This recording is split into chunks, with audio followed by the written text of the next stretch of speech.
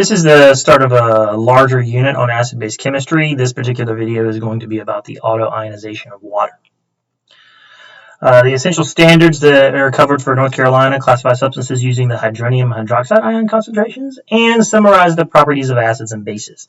This particular PowerPoint is going to be geared more towards that first one, but we are going to touch on some of the properties of acids and bases. I like to write what I call student-written objectives, something that the students will be able to understand. Students will be able to apply the concept of the autoionization of water to acid-base chemistry. You will need paper, writing utensil, and a calculator. If you do not have any of these materials, please pause the video now, go retrieve them, and come back. Okay, so hopefully now you have those utensils and we'll get started. So we're going to start, like I said, talk about the basics of the autoionization of water. So a small concentration of water molecules ionize into hydroxide ions and hydronium ions. Hydroxide ions and hydronium ions. Now, this happens to a very, very small extent, meaning that the concentration of hydroxide ions and hydronium ions is very, very small compared to the entire volume of water present. Down here, I have a picture that shows exactly what's happening. I bet you can't guess who drew this picture. Yeah, so this is my first attempt at drawing something with my new stylus on the new computers the school system has given us. So here we have a hydrogen atom on a water molecule that is going to break the bond here, and they're going to form a bond with an adjacent water molecule, leaving behind a hydroxide ion with a -1 charge, and a hydronium ion is formed with a +1 charge. So this double-sided arrow here means that the forward and the reverse processes are occurring at the same rate. So that means that we have water molecules splitting apart into hydroxide ions and hydronium ions at the same rate as we have one of these hydrogen atoms coming off of the hydronium, forming a bond with a hydroxide ion, and forming a new water molecule. So again, this is what we call a situation that's in equilibrium, which again means that the forward and the reverse processes are occurring at the same rate. So just a quick reminder about concentration. Remember, we know that molarity is moles of solute per liters of solution. There's several other units that we could use for concentration, but this is the one that we focus on in general chemistry. So that's your first reminder, and again, the unit for this is going to be moles per liter. To state the concentration for short, we often use brackets. So in other words, whatever we're talking about the concentration of is going to be in these brackets right here. So if we're talking about the concentration of hydroxide ions, we simply write hydroxide ion in brackets, and that means concentration of hydroxide ions. So a little joke that I usually tell my kids every year: teachers need this to be true for students' time. We need the concentration of homework to be greater than the concentration of Snapgram or InstaChat or FaceTweet or whatever those things are. I don't Twitter face, so I don't really know. So we have some expressions and values to represent the extent to which this occurs. Case of W is the the constant that we use to represent the concentration of hydroxide ions and hydronium ions, or I should say the product of the concentration of the hydroxide ions and the hydronium ions. This right here is the actual expression. This comes from equilibrium expressions, which my students will learn about later. If you have gone over equilibrium expressions, then this probably makes a little bit more sense of where we're getting this from. The value for the equilibrium constant is 1 times 10 to the -14. Now, 1.0 is not really that important. Don't focus on that. A lot of books just give it as 1.0. It is important to note that this is only true at 25 degrees Celsius, as is any of the values that I'm going to cover for the rest of this unit. When the temperature increases, these values will increase, and when the temperature decreases, these values will decrease.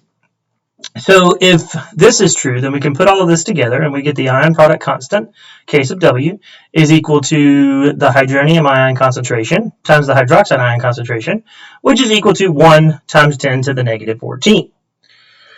So it's important to mention here that hydrogen ions are sometimes used instead of hydronium ions, just the symbol, because it's shorter. So they are not technically the same thing, but when we're talking about acid-base chemistry, you can think of them as being the same. So by that rationale, this statement is also true. Now, we're going to come back to this equation here, this formula here in a little bit. So I want you to remember this formula, or this one, whichever one you prefer to copy down. We're going to come back to that and use that in a little bit in some calculations. So a couple of properties of acids and bases. For neutral solutions, the concentration of hydrogen ions and hydroxide ions is the same. For acids, the concentration of hydrogen ions is greater. For bases, the concentration of hydroxide ions is greater.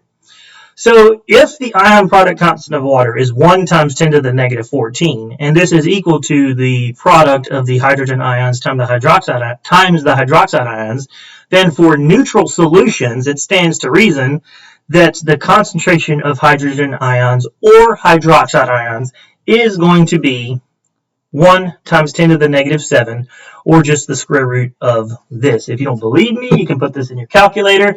Square root 1 times 10 to the negative 14, and you're going to get 1 times 10 to the negative 7. So again, this is only true at 25 degrees Celsius. So taking all of that into account and summarizing this, for neutral solutions, and let's focus on this middle column here first. For neutral solutions, we talked about how the hydrogen ion concentration was equal to 1 times 10 to the negative 7. Hydroxide ion concentrations is going to be equal to 1 times 10 to the negative 7, which means that these two things are equal. For acidic solutions, this means that the hydrogen ion concentration is greater than 1 times 10 to the negative 7. And if the concentration of hydrogen ions times the concentration of hydroxide ions is going to be still 1 times 10 to the negative 14, then it stands to reason that if hydrogen ions are greater than 1 times 10 to the negative 7, hydroxide ions are going to be less than 1 times 10 to the negative 7. For bases, the opposite is true. So here we have hydrogen ions are less than 1 times 10 to the negative 7, and bases, hydroxide ions are going to be greater than 1 times 10 to the negative 7. So down here is a short summary of this. Hydrogen ions are greater than hydroxide ions for acids. They're the same for neutral substances, neutral solutions, and then hydroxide ions are going to be greater than the concentration of hydronium ions for bases. This chart is going to be super helpful, so if you want to, pause the video right now and copy this down. So, checkpoint number 1.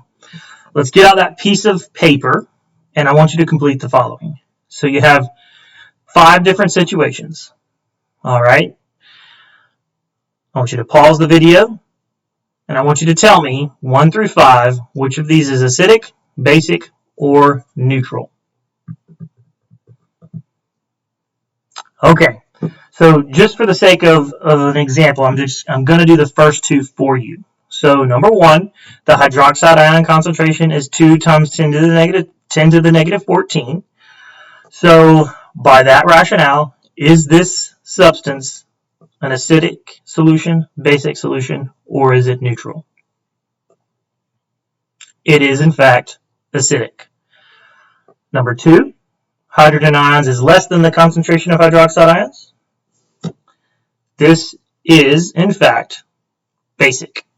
So I'm not going to do the rest for you, but I want you to put them down on a piece of paper. And per your instructor's instructions, you'll be turning that in.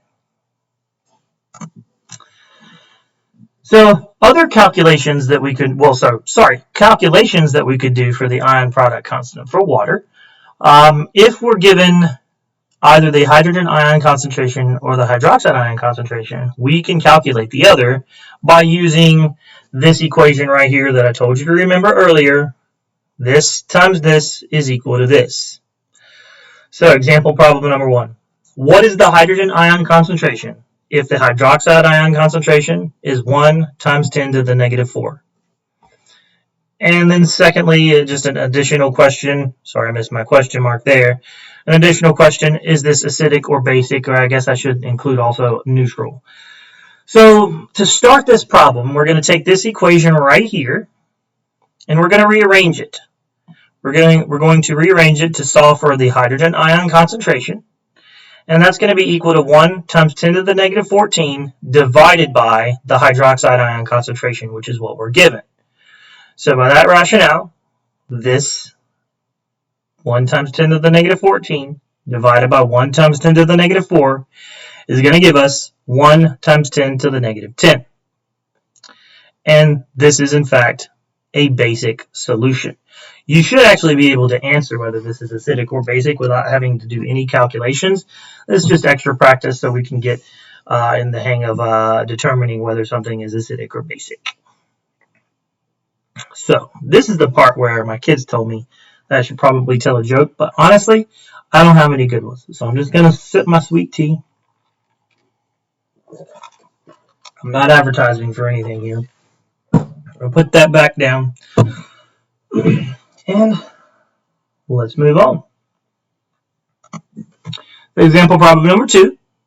What is the concentration of hydroxide ions if the hydronium ion concentration is 2.3 times 10 to the negative 8? Is this acidic or basic? And I apologize, I forgot another question mark, but I'm not going to go back and make this video again. So we're just going to have to roll with it. Let's go ahead and answer that question. Is this acidic or basic? So if the hydronium ion concentration is 2.3, wait a second, hydronium ion concentration. Remember, it doesn't matter whether it's talking about the hydronium ion concentration or the hydrogen ion concentration. Those two things are the same. So if the concentration of hydronium ions is 2.3 times 10 to the negative 8, is this acidic or basic? It is basic. Just barely, but it is basic. So again, we're going to rearrange that equation. This time we're going to rearrange it for the hydroxide ion concentration. And it's going to be equal to 1 times 10 to the negative 14 divided by what we're given is the hydrogen ion concentration or hydronium ion concentration, same thing. So the value for the hydrogen ion concentration, we're going to sub in, given in the problem, 2.3 times 10 to the negative 8. And so this divided by this is equal to 4.3 times 10 to the negative 7. And this is, in fact, basic. Now, I want to give you a little trick to make sure that you're doing these calculations correctly. And this isn't to say that you are correct. This is just one trick that you could use to see if you are incorrect. If this number is something other than 1, then the exponents should add up to be negative 15. If it is 1, like we saw on the previous slide, 1 and 1, then, well, I should say 1 and 1, then the exponents should add up to actually be negative 14. So if you think through the math, that makes sense. That's just one trick to see if you are ballpark correct. All right, so checkpoint number 2. Grab that piece of paper and complete the following. Go ahead and pause the video, and you're going to turn in these for your instructor's directions. That concludes our video on the ionization of water, the autoionization of water. Please, again, post those checkpoints per your instructor's instructions, which you can find on whatever platform they use. Thank you, and have a marvelous day.